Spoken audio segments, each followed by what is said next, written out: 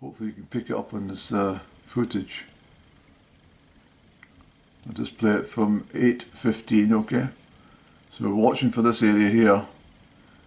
And it starts at, what brings my attention, it seems to start at height, it doesn't seem to start at ground level. It goes from the right hand side to the left very quickly.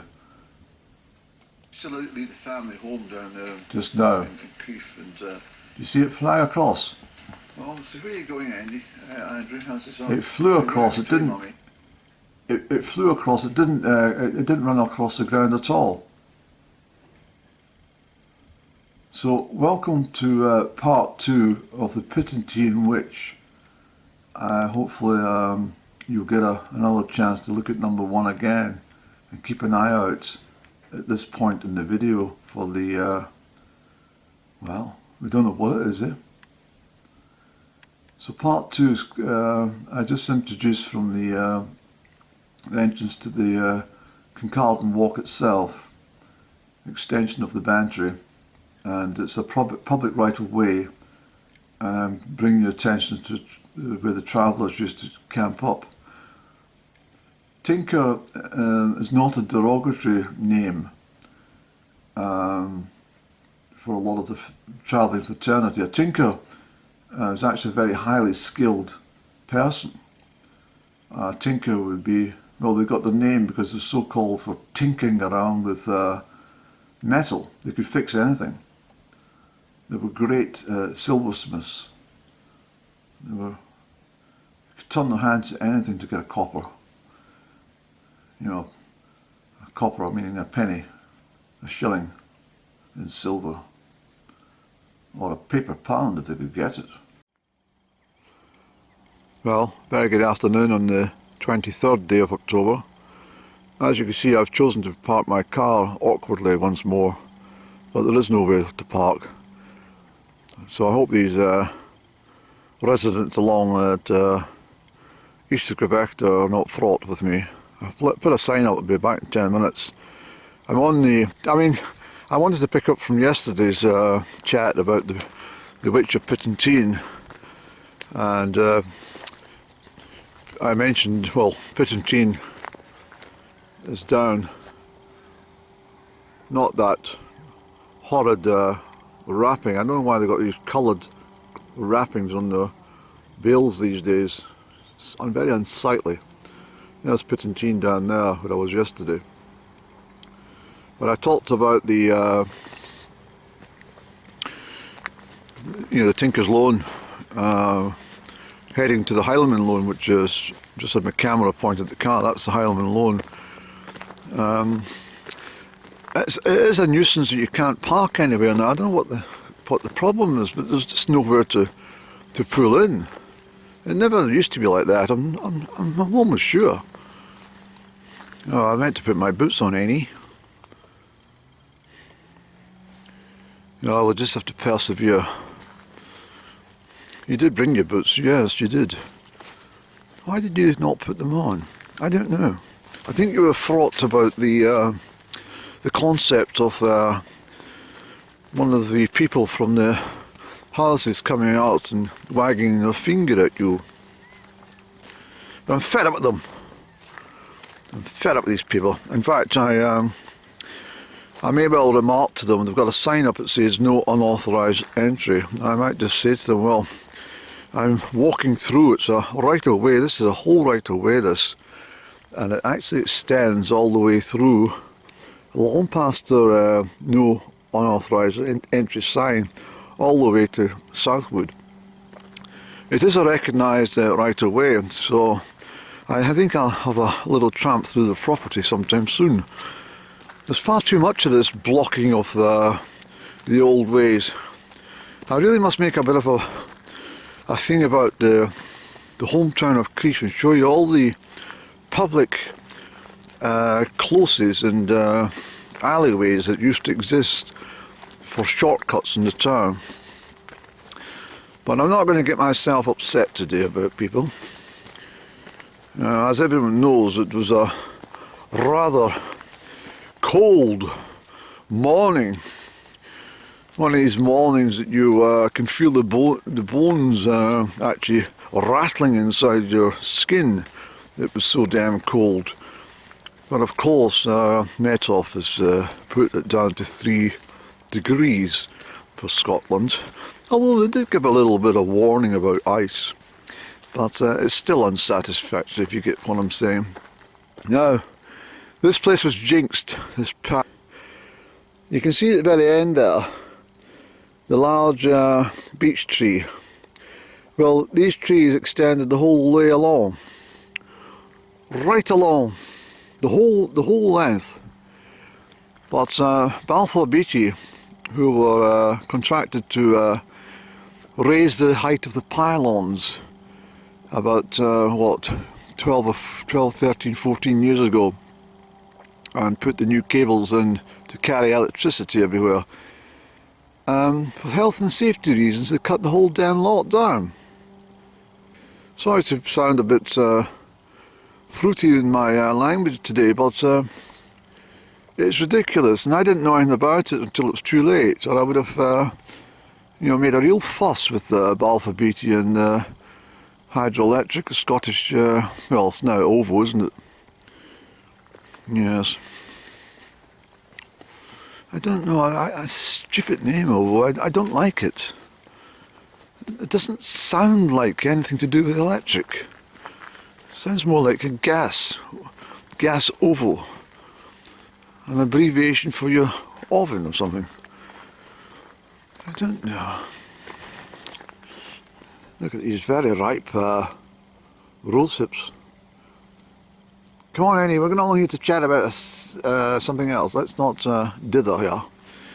I know what's affecting my brain. It's these fraught people that live in the community now that cause fuss every time. I know they drive well, it's a large middle class vehicle that they drive. And the sort of people who would deliberately ram the large middle class vehicle into yours just to make a point that you were parked in the wrong place. That's the sort of people these folks are. But I've been walking this little route. In fact, I used to run a lot here as well. But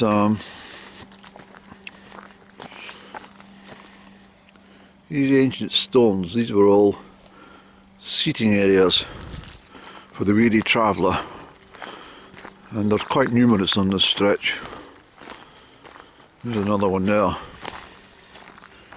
you see. So these were where people would sit, and there's another one there, all moss covered. So in this area here is where the tinkers would encamp. All this area here, and I remember them very well. And they used to have their bell tents all strapped up against the wind, and they had smoky old fires. There's always smoke bellowing out of this part of the countryside. You can see Crieff in the background there, you see. Crieff up towards the hills behind Loch Turret. But so I'm only just coming here to show you where the travellers used to all amalgamate for their sometimes quite considerable periods of time, you know. Now these people were here camping in this area for centuries, and I can still remember them being here up until about the late 1980s, and then because of moving away from the area and work commitments elsewhere and stuff, I lost track of what's happened. But I can't think of them any further back than probably 1988, if I wanted to be perfectly honest. But this is where they all camped out, and from that tree, that dike, this way. And I think they chose this part because it was just far enough away from the townsfolk not to cause a fuss with these people, because of course the travelling community had a lot of difficulty with whatever they set up. They were constantly chased away. But in the old days, everyone knew. I mean, before the Second World War, literally thousands of people were encamped across Scotland, in all parts of the country. But they were all brought indoors during the war because, well, Clydebank, which is only 50 miles that way with the crow flies, was bombed by the Luftwaffe from the German air military, and all it required was a single flame, a single light to be showing, and they would bomb it because they would think, well, it must be a community there. And this is what happened. Oh, they're building more bloody... Look at the height of those damn windmills. That's not far from the area I was up I was pointing out about the shoreline. Remember I told you about the sea?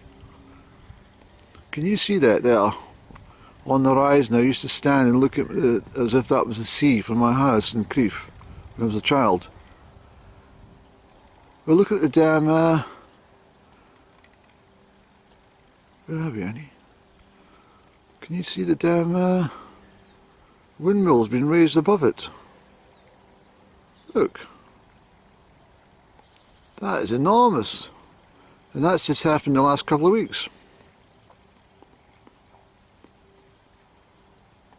Do you remember I told you about those trees that have been felled? Well, that's what they've done. They've put... These things are damn massive. That's spoiled the whole landscape, Annie. I can see the cranes operating to get them operational, and this is ridiculous. Oh, fuck. That bloody nationalist government in Scotland with these fucking Greens, these bloody Harveys hiding from them.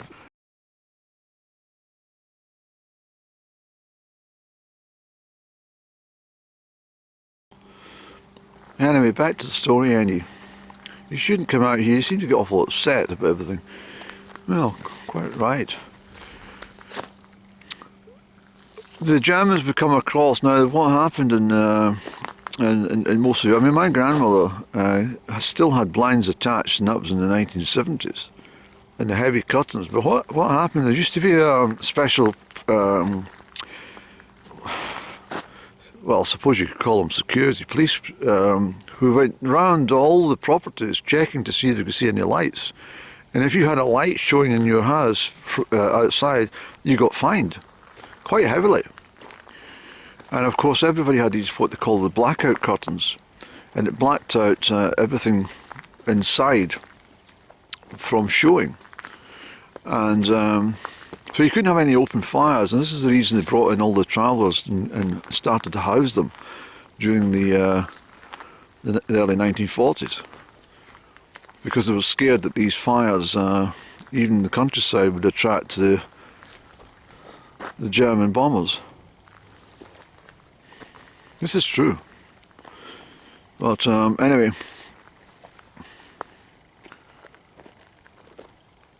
I'm very disturbed at that. That is not... That's 400 metres. That I can tell you right now. That wind turbine is 400 metres high. That's quarter of a mile into the horizon, upwards.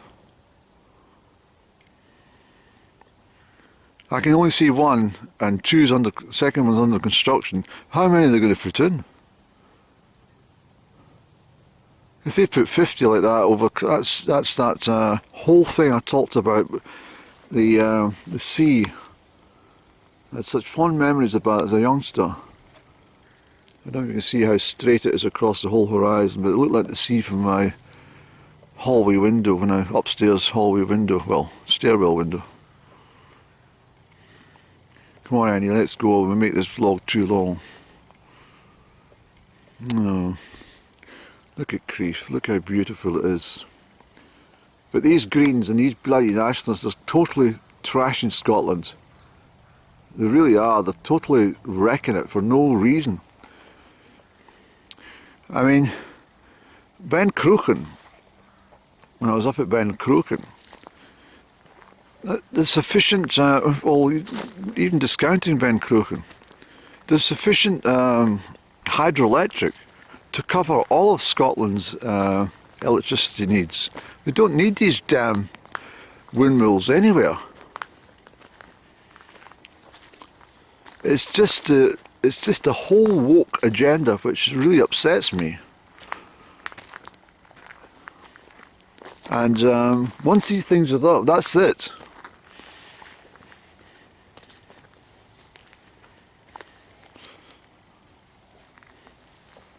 The cost is absolutely enormous.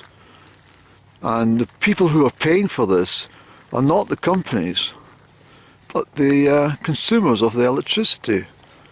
And that's why you pay fucking 5 or 10 times more than what you should for your electricity every single week.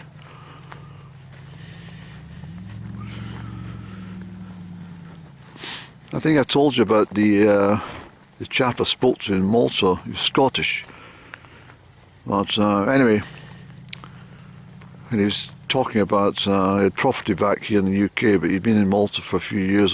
This is only last December I was talking to him, or late November, I can't remember any. But his annual heating bill for heat and cooking was £62 for the year. Okay, Malta doesn't require a lot of heat, but it does if you consider that the temperature gets up to 40 and 50 degrees in the summer months. If it's 20 or 25 degrees even in November, that's quite chilly to someone who lives in Malta, because they've been used to it being 40 and 50 degrees Celsius. So they have to put the heating on.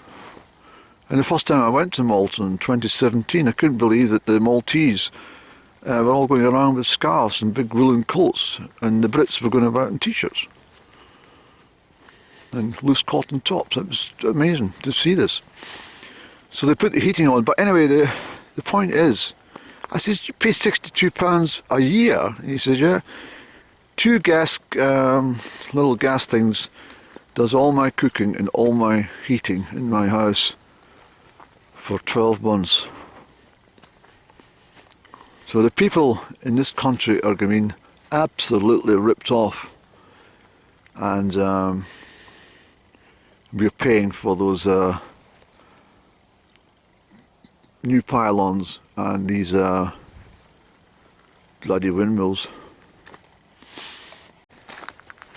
Okay, so we're just coming back to the entrance to the Higlandman Loan itself,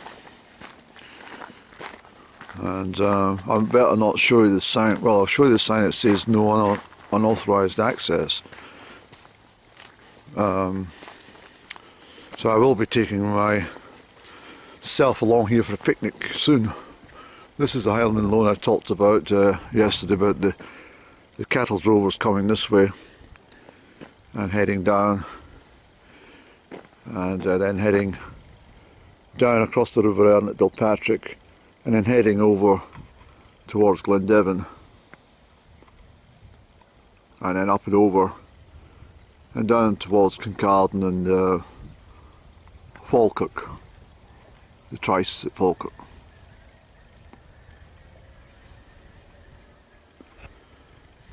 And so we call it Kincardine Walk. Can you see this?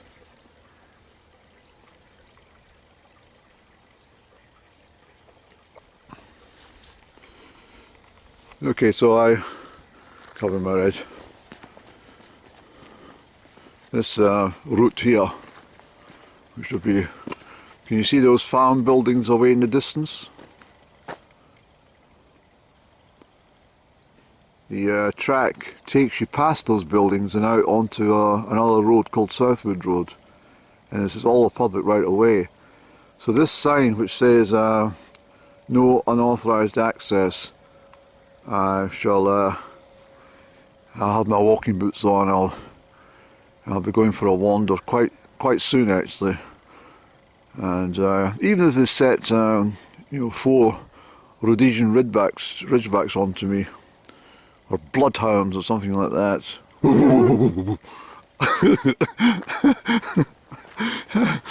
I'll still be walking through it.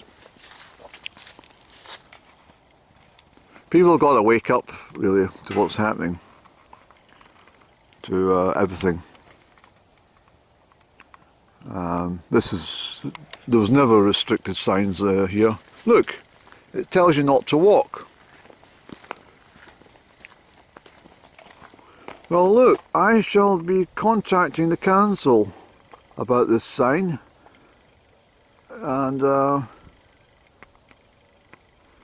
for mid-Crieff out towards East Crieff, and I'll allow the council to go into their archives and bring out the information which I'm seeking, and I'll make a call and I'll let you know what's happening about this.